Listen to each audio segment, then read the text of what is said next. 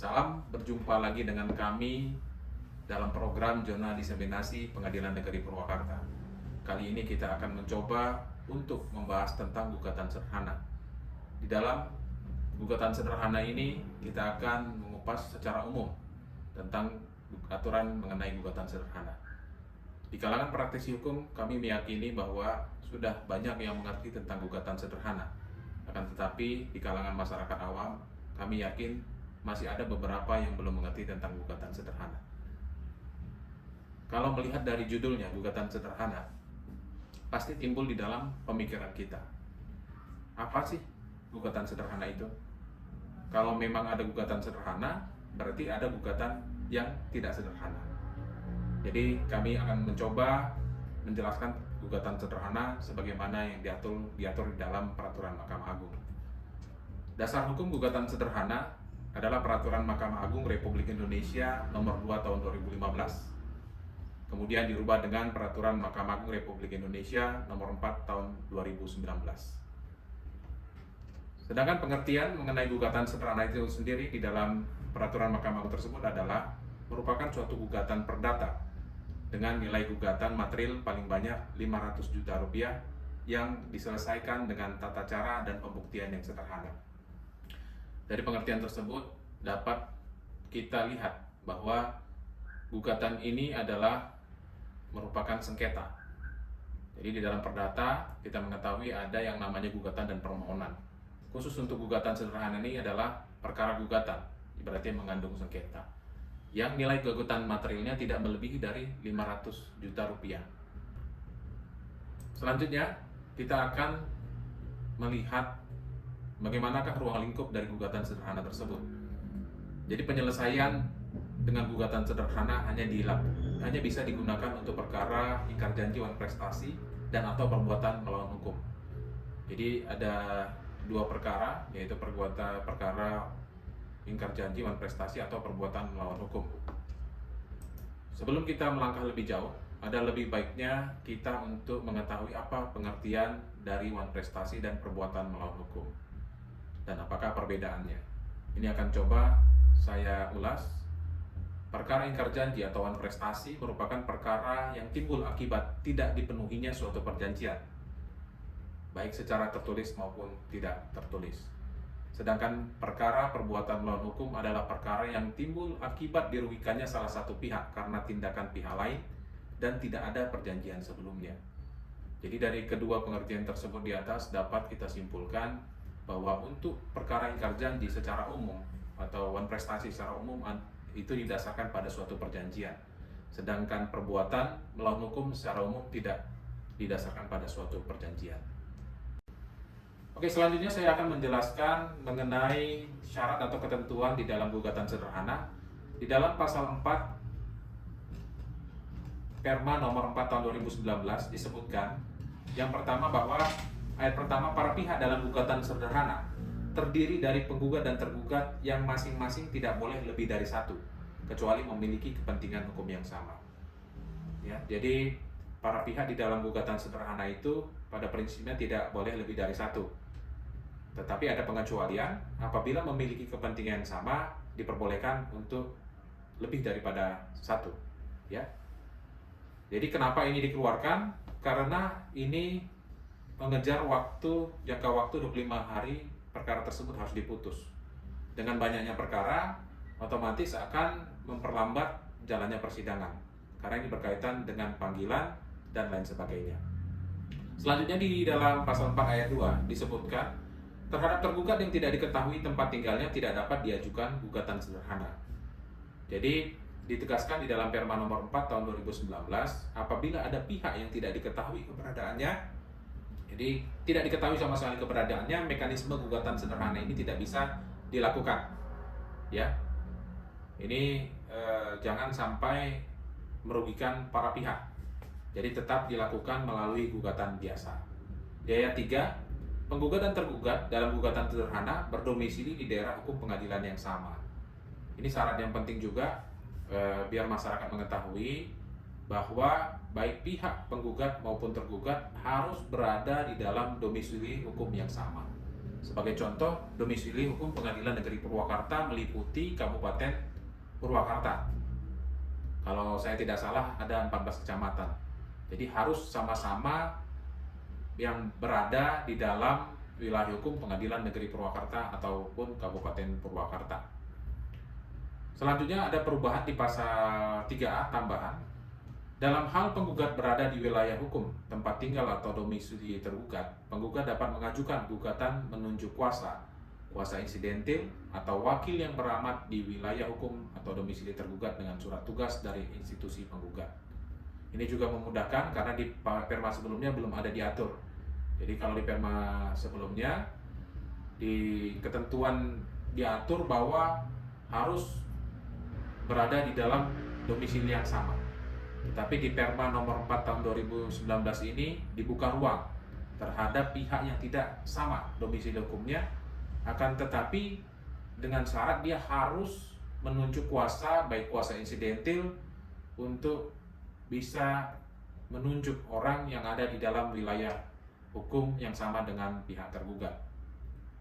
Selanjutnya, penggugat dan tergugat wajib menghadiri secara langsung setiap persidangan dengan atau tanpa didampingi oleh kuasa insidentil atau wakil dengan surat tugas dari institusi penggugat. Jadi diharuskan di dalam perma ini baik penggugat maupun tergugat harus hadir secara langsung setiap persidangan yang telah ditentukan. Selanjutnya kita akan melangkah kepada pengecualian terhadap gugatan sederhana. Jadi di dalam perma tersebut sudah diatur, walaupun seluruh perkara gugatan yang nilainya tidak lebih dari 500 juta termasuk dalam gugatan sederhana, akan tetapi ada beberapa perkara yang penyelesaian sengketanya itu tidak boleh dilakukan melalui mekanisme gugatan sederhana. Jadi ada pengecualian. Perkara yang penyelesaian sengketanya dilakukan melalui pengadilan khusus sebagaimana diatur di dalam peraturan perundang-undangan, seperti perkara berkaitan dengan persaingan usaha, perkara sengketa konsumen, dan penyelesaian perselisihan hubungan industrial atau yang lebih dikenal dengan PHI. Selain itu, ada juga perkara yang termasuk pengecualian dalam penyelesaian gugatan sederhana adalah perkara yang berkaitan dengan sengketa hak atas tanah. Jadi ada perkara yang dikecualikan dari gugatan sederhana, yaitu perkara yang berkaitan dengan sengketa hak atas tanah. Jadi timbul pertanyaan, kenapa perkara yang penyelesaian sengketanya dilakukan melalui pengadilan khusus dan perkara yang berkaitan dengan sengketa tanah itu dikecualikan dari gugatan sederhana? Adalah pengecualian dari penyelesaian perkara melalui gugatan sederhana. Oleh karena untuk perkara-perkara penyelesaian sengketa yang dilakukan oleh pengadilan khusus itu biasa sudah ada menentukan mengenai batas waktunya. Jadi tidak memenuhi syarat yang ada di dalam gugatan sederhana. Begitu pula halnya dengan perkara yang berkaitan dengan tanah. Ini cenderung kita membutuhkan atau majelis hakim itu membutuhkan waktu yang cukup lama untuk penyelesaiannya. Karena di dalam perkara penyelesaian yang menyangkut sengketa tanah itu biasanya majelis hakim akan melakukan pemeriksaan setempat dan lain sebagainya. Dan biasa lebih melibatkan banyak pihak. Selanjutnya, jangka waktu penyelesaian gugatan sederhana. Dari judul tadi bisa kita ketahui bahwa namanya gugatan sederhana. Jadi harapan dari masyarakat itu apabila disebut sebagai gugatan sederhana, dia harus prinsipnya lebih cepat dari jangka waktu yang ditetapkan. Kenapa? Karena selama ini masyarakat itu selalu beranggapan bahwa setiap perkara yang masuk ke pengadilan, contohnya gugatan, itu selalu diselesaikan dalam waktu yang lama. Dan selanjutnya ada anggapan di masyarakat bahwa kalau kita beracara di pengadilan itu akan lama mendapat kepastian hukum. Tidak memandang awalnya dulu nilai kerugian yang dipersengketakan. Jadi baik nilai sengketanya hanya 1 juta rupiah, 2 juta rupiah, atau bahkan yang nilainya di atas miliaran rupiah. Dulu sebelum ada perma ini penyelesaiannya relatif lebih lama. Melihat hal tersebut, Mahkamah Agung berinisiatif untuk mengeluarkan peraturan Mahkamah Agung tentang gugatan sederhana ini. Untuk menjawab mengenai jangka waktu yang tidak relatif lama itu, di dalam permanya Mahkamah Agung menyebutkan gugatan sederhana harus diselesaikan dalam jangka waktu 25 hari sejak sidang pertama.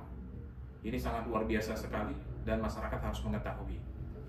Di dalam perma itu juga dijelaskan bahwa hari yang dimaksud itu adalah hari kerja. Ya. Jadi penyelesaian sengketa melalui mekanisme gugatan sederhana ini sudah sesuai dengan judulnya. Gugatan sederhana diselesaikan lebih singkat waktunya, hanya 25 hari sudah memperoleh kepastian hukum terhadap sengketa yang dialaminya. Selanjutnya, sudah pasti dalam jangka waktu yang 25 hari tersebut sudah harus diputus. Itu berimplikasi terhadap biaya perkara yang dikeluarkan. Otomatis sejalan dengan biaya perkara yang dikeluarkan. Karena persidangan yang terlalu lama otomatis menyita waktu para pihak terlalu lama, dan juga para pihak akan mengeluarkan biaya atau kos untuk bolak-balik ke pengadilan untuk menghadiri persidangan yang tidak melalui mekanisme gugatan sederhana. Ini mendukung asas dari peradilan kita sebagaimana disebutkan di dalam pasal 2 ayat 4 Undang-Undang Kekuasaan Kehakiman nomor 48 tahun 2009. Penyelenggaraan peradilan dilaksanakan dengan asas sederhana, cepat, dan berbiaya ringan. Jadi di dalam Undang-Undang Kekuasaan Kehakiman telah disebutkan sebenarnya tidak memandang itu gugatan ataupun itu sengketa, perkara pidana maupun perdata, tapi pada prinsipnya asas itu harus kita pegang teguh bahwa peradilan itu dilaksanakan dengan asas sederhana, cepat, dan berbiaya ringan. Selanjutnya, setelah kita mengetahui bahwa jangka waktu penyelesaian gugatan sederhana itu adalah 25 hari kerja, sekarang kita akan timbul pertanyaan ya, terhadap putusan gugatan sederhana itu apakah ada upaya hukumnya? Karena memang selama ini masyarakat selalu mengeluhkan ya, sebelum timbulnya perma ini selalu mengeluhkan penyelesaian perkara yang berlarut-larut karena juga ditindaklanjuti dengan adanya upaya hukum. Sejalan dengan jangka waktu penyelesaian gugatan sederhana yang 25 hari kerja, ternyata di dalam perma juga diatur mengenai upaya hukum terhadap putusan gugatan sederhana. Jadi upaya hukumnya adalah dengan mengajukan keberatan dalam jangka waktu paling lama 7 hari setelah putusan diucapkan atau setelah diberitahukan kepada para pihak. Ini sangat luar biasa. Karena begitu diputus, apabila ada pihak yang merasa tidak sesuai putusan tersebut, dalam arti dia keberatan, pihak tersebut dapat mengajukan upaya keberatan, dan jangka waktunya juga sudah dibatasi selama 7 hari. Kembali lagi, harinya adalah hari kerja. Setelah diajukan keberatan oleh para pihak yang merasa tidak adil ataupun merasa keberatan dengan putusan gugatan sederhana tersebut, maka majelis hakim yang ditunjuk dalam keberatan tersebut harus memutus, atau putusan itu harus diucapkan paling lambat 7 hari setelah tanggal penetapan majelis hakim. Ya, ini berarti mengandung arti bahwa memang sengketa yang diselesaikan dengan mekanisme gugatan sederhana ini harus cepat dilakukan demi mencapai adanya kepastian hukum. Ya, jadi majelis hakim ditunjuk terlebih dahulu ya, sebelumnya setelah berkas-berkas dinyatakan lengkap, ditunjuk majelis hakim, dan setelah ditunjuk majelis hakim tidak mempunyai cukup waktu yang lama. Jadi hanya 7 hari majelis hakim harus memutus terhadap keberatan yang disampaikan oleh pihak yang merasa tidak puas dengan putusan di dalam mekanisme gugatan sederhana tersebut. Selanjutnya timbul pertanyaan, apakah ada upaya hukum lain seperti banding, kasasi, dan lain sebagainya? Di dalam perma ini sudah ditentukan secara limitatif bahwa terhadap putusan keberatan yang disampaikan tersebut merupakan putusan akhir. Jadi tidak tersedia upaya hukum, banding, kasasi, ataupun peninjauan kembali. Jadi ini merupakan hal yang singkat sekali atau sederhana sekali. Begitu putusan ini diputus oleh majelis hakim dalam upaya keberatan, maka otomatis putusan itu sudah mempunyai kekuatan hukum yang tetap semenjak diputuskan atau semenjak diberitahukan kepada para pihak. Jadi tidak ada lagi upaya hukum seperti banding, kasasi, ataupun peninjauan kembali.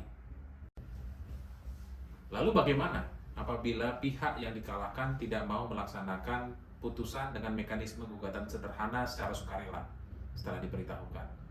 Maka di sini pihak yang menang dapat mengajukan permohonan eksekusi kepada ketua pengadilan dengan syarat-syarat yang sudah diatur di dalam Perma, baik Perma 2 tahun 2015 maupun Perma 4 tahun 2019 mengenai pelaksanaan eksekusi. Jadi ini bisa lebih menjamin kepastian hukum terhadap masyarakat. Gugatan sederhana yang diajukan itu dari jangka waktu yang tidak terlalu lama, dan untuk permohonan eksekusinya juga apabila pihak yang kalah tidak mau melaksanakan isi putusan, dilaksanakan secara cepat. Jadi inilah ada beberapa yang saya sampaikan secara umum mengenai gugatan sederhana yang diatur di dalam Perma nomor 2 tahun 2015 dan selanjutnya dirubah beberapa ketentuannya di dalam Perma nomor 4 tahun 2019. Dengan harapan masyarakat bisa mengetahui bahwa gugatan sederhana ini adalah sangat bermanfaat bagi kita semua. Jangan ada adegium yang seperti pernah saya dengar, kita itu yang berperkara mengenai kambing, tapi biaya yang kita habiskan melebihi dari biaya 1 ekor sapi. Ya, ini untuk menjawab semua keluhan-keluhan masyarakat. Jadi Mahkamah Agung mengeluarkan peraturan Mahkamah Agung, peraturan Mahkamah Agung yang mengatur tentang hal-hal atau dinamika yang berkembang di dalam masyarakat. Baik, semoga bermanfaat bagi kita semua. Salam dari kami, Pengadilan Negeri Purwakarta dalam program Zona Diseminasi. Terima kasih.